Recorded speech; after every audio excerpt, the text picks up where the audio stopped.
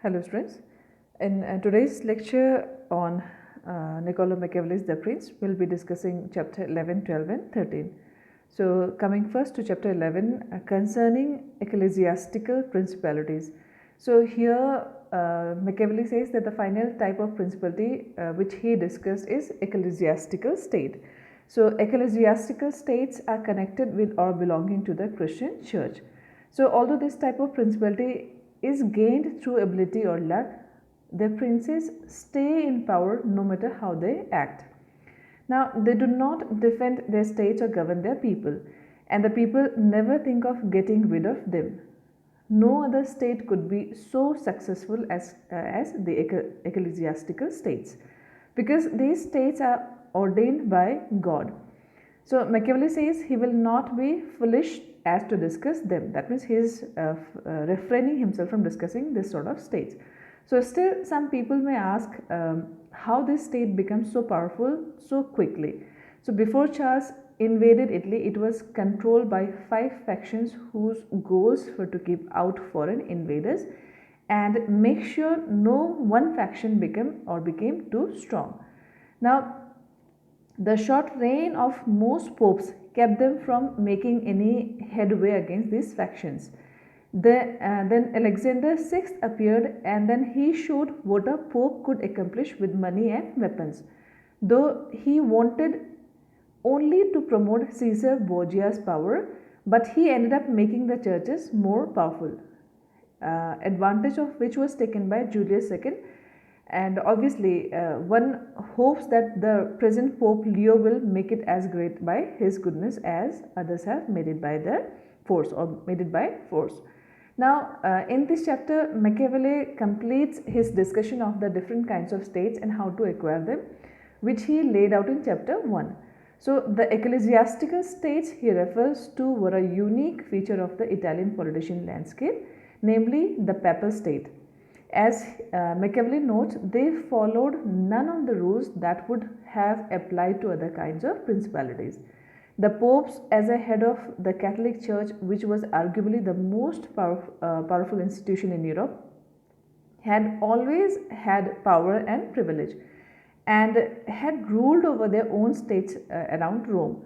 But the popes of the Italian Renaissance added military conquest and aggressive fundraising to the mix, becoming not only outrageously powerful but outrageously corrupt as well.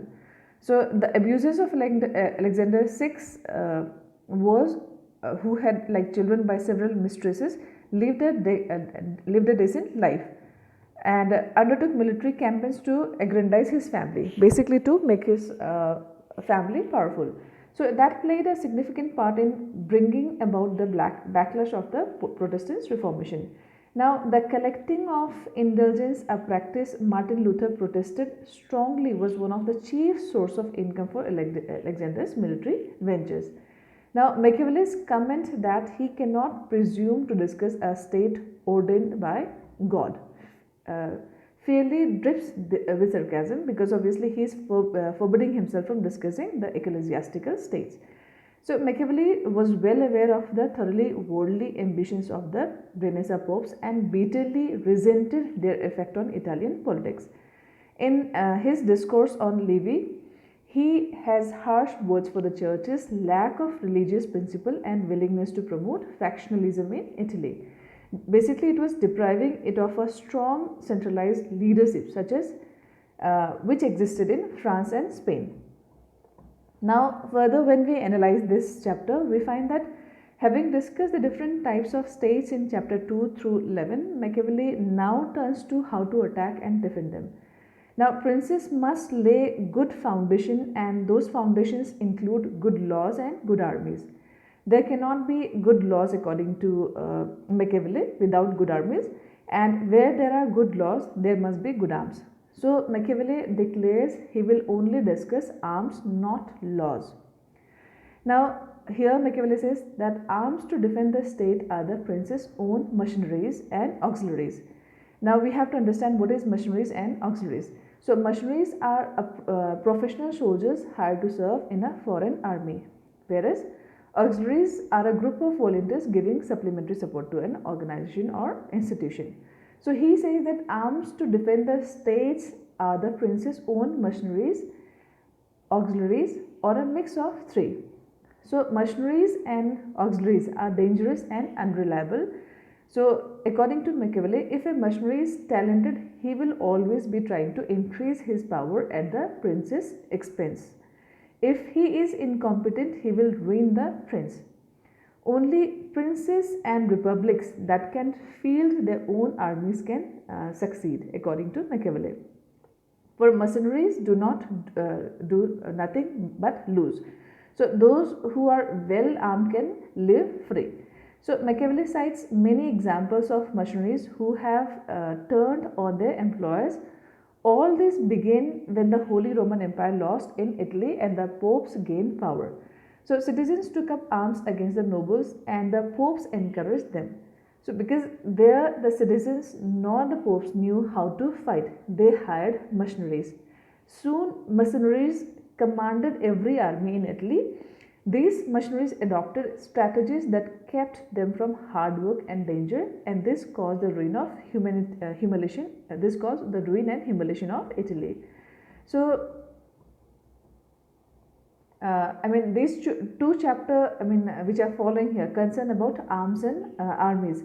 It is tempting to interpret Machiavelli's quotable line that there cannot be good laws without good arms as just a variation of might makes right. But this was probably not his intent, because force is an inseparable part of the state. A well-governed state needs a good army.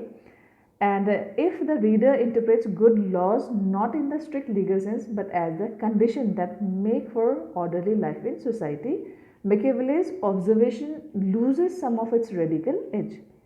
Now, even in the modern world, the state that does not rely on police or military force to keep order and protect its citizens is rare indeed.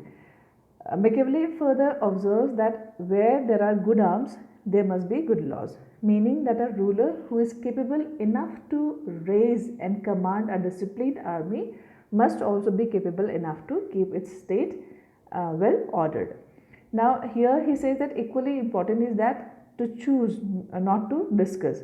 Just as in chapter 1 where he declined to discuss republics, here he declines to discuss law. So confining himself, Machiavelli confines himself to prince's command of the military. However, the world he describes is clearly one of the cutthroat competition and violence, in which only the well-armed can live free. So in such a world, the weak will quickly be exploited by the strong unless they can defend themselves. So good arms in Machiavelli's view can be only the state's own troops, that is its own citizens rather than outsiders. Keeping with his view, and independence and self-sufficiency are the only security. Machiavelli asserts that dependence on foreign troops is the kiss of death to a prince's power. He had good reasons to think so, having observed the widespread use of foreign machineries in Italy, and what he felt were its disastrous consequences. He blamed the machineries for lacking the spirit of soldiers who were defending their own lands and homes. In his opinion, the machineries were lazy, looking only for the easiest way to get their money, regardless of whether this benefited the state that employed them. They were also untrustworthy because if they worked for a prince's money, they were probably just as willing to work for the prince's opponent. One thing is also noted that Machiavelli's characteristic assessment of human selfishness: if you hire a talented mercenary who is successful, you will never be safe because he will want to take over your position. So mercenaries were common in Renaissance. Ironically, the most famous were the Italian condottieri, or the condottieri were the sophisticated professional soldiers who spent their lives serving various employers. So criticism of them was commonplace and not necessarily always deserved, because many of them were highly successful and loyal to their employers' interest. Both foreign and Italian mercenaries participated in Italian warfare. And now moving on to chapter 13, here Machiavelli talks or discusses things concerning auxiliaries, mixed soldiery and one's own. So here in this chapter he says that auxiliaries are troops sent by another ruler to help you, just as with masteries. If they lose, you are ruined, and if they win, you are in their power. So auxiliaries come to you as a united body trained to obey others. Now machineries are also like less dangerous because they are not united behind their leaders. A wise prince would rather lose his own troops than win with someone else's, because victory with borrowed troop is not really a victory according to Machiavelli. So a principality that does not have its own army is not really secure, because it depends on fortune, not on its own strength. Now Machiavelli says that nothing is weaker than a reputation for power that is not based on your own strength. Further analyzing this chapter, we find that Machiavelli views auxiliaries, troops loaned by another ruler, as even more destructive than machineries. While he says that machineries are only self-interested, auxiliaries are actually loyal to someone else, namely a rival prince who may use them to conquer you. Using forces that belong to someone else puts you in that person's power. Now returning once again to this theme of Machiavelli, Machiavelli says that the only real strength is self-sufficiency.